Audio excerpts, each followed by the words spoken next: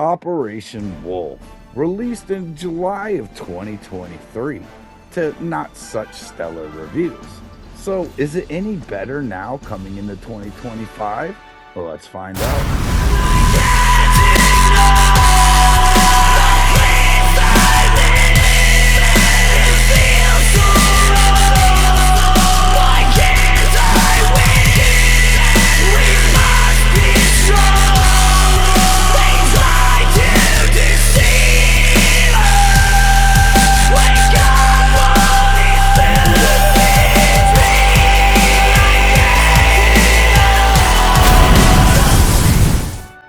Recognize me.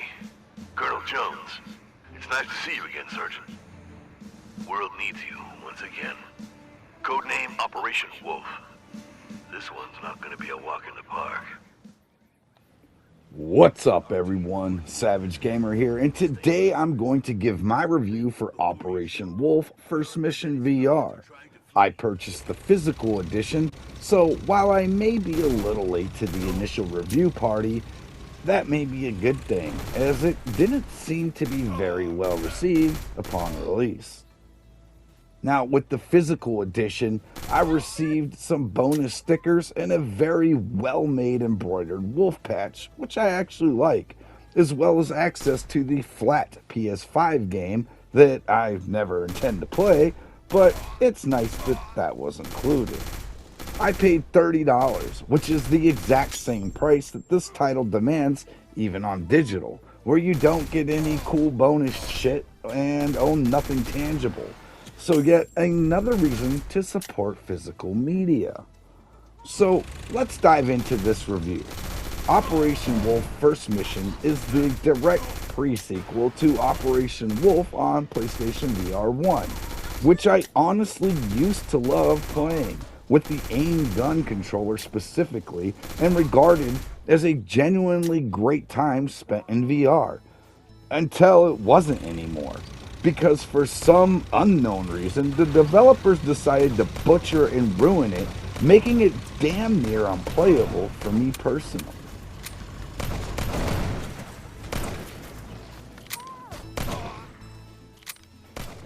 As I stated, I used to really love playing Operation Wolf on PlayStation VR 1 until they added a completely unnecessary and questionable update where they added some Matrix like green digital numbers that rained down all across the screen and that you could not shut off.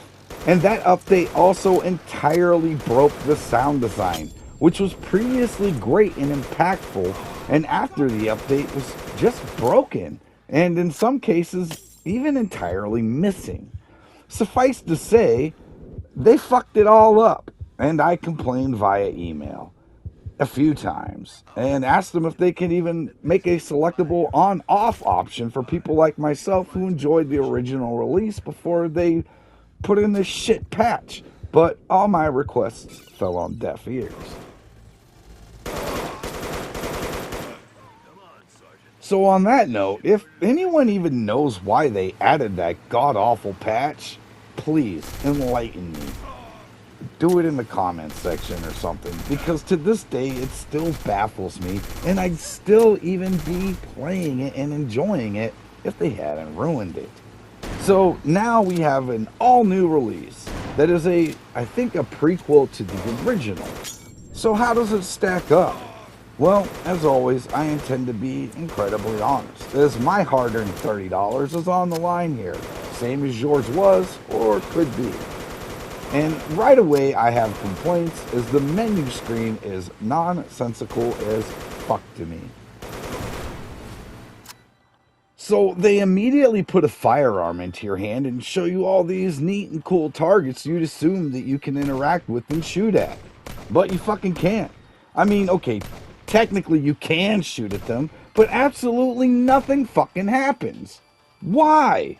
Why go through all the trouble of designing a seemingly interactive menu screen and then give a weapon to the player, but rendering it useless other than to select your gaming options with? You could have done that with a simple option select screen with a pointer and not showing targets everywhere as a total cock tease. Anyways, moving on to the actual game.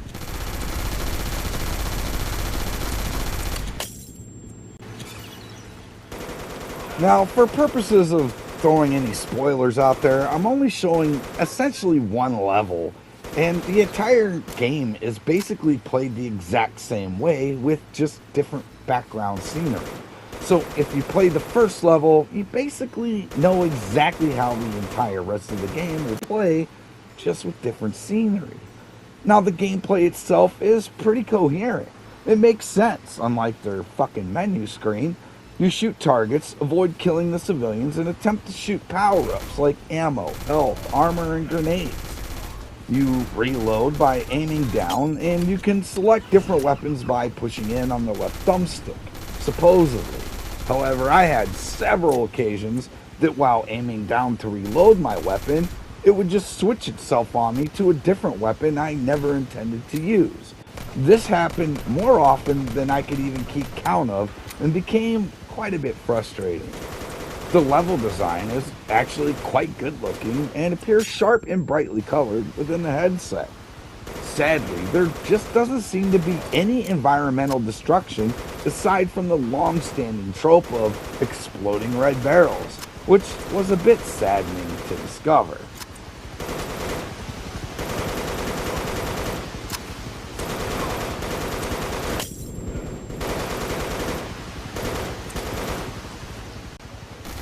With it being next-gen VR, I would have hoped to see some tree limbs be blown off, or pieces of wooden buildings splinter apart, or at the very fucking least, take bullet hole damage.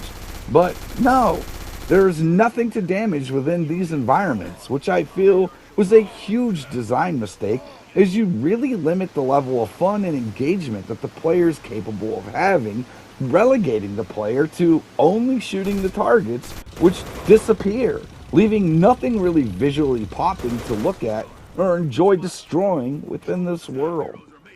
I also decided to play the unlimited horde mode type thing that they included, which I thought would have offered more of a challenge. However, the only challenge it offered was being an inconsiderate fucking dickhead, forcing me to twist entirely backwards repeatedly. I mean, at least 50% of my time playing this shit, even though I selected the play seated option. So seriously, how would anyone be capable of playing this unless they were in a 360-degree swiveling chair? Which I fucking wasn't. It hurt my back, and I stuck with this fucking grueling 100 levels, which is where it abruptly stops and tallies up your score.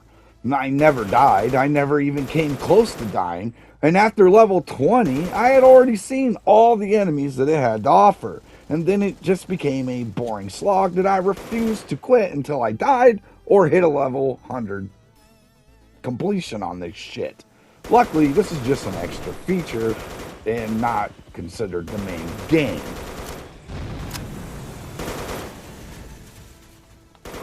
Now, I know most of what I have said sounds rather harsh, but the truth is that as an arcade light gun shooter goes, and as far as the main campaign, it wasn't nearly as bad as I was expecting due to watching other reviewers on it back when it first launched. I did have some fun, and it does look super sharp in the headset. The problem here is the lack of innovation, world destruction, and most of all, that fucking price. For $29.99, it's just not worth it. Had this been $9.99 or even a $14.99 game, I'd be able to give this a far better review score than I can at a $30 price of entry. There just isn't enough here to warrant that high of an asking price that makes it worth that level of investment. And I'll be honest, that menu screen really fucking bothered me to the core.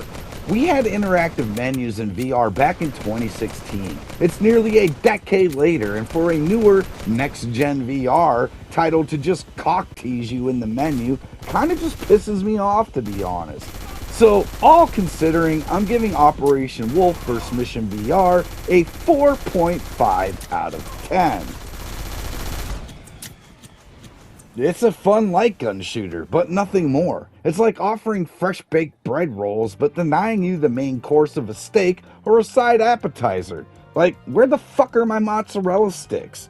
Where's the New York strip? The bread is pretty good, but I need a full course meal or my hunger isn't satisfied. I paid $30. I can get a bag of fucking crazy bread for $4. Where's the rest of the meal to justify this cost? I hope you get my point here. Is it cool? It's alright. I had fun with the main campaign, but it's just going to be more of the exact same thing you're watching right now with a couple boss fights thrown in. This game doesn't really do anything above and beyond to make you appreciate that you're playing this on next gen VR. And that's a shame. They could have done a lot more here and actually made this a game that you have to have. Anyway, that's going to do it for this one. Thank you for watching. Make sure you do all the little bullshit that YouTube tells me to ask you guys to do so that my channel can hopefully be successful one day. And until next time, have fun, stay savage, keep gaming. I'm out, y'all. Peace.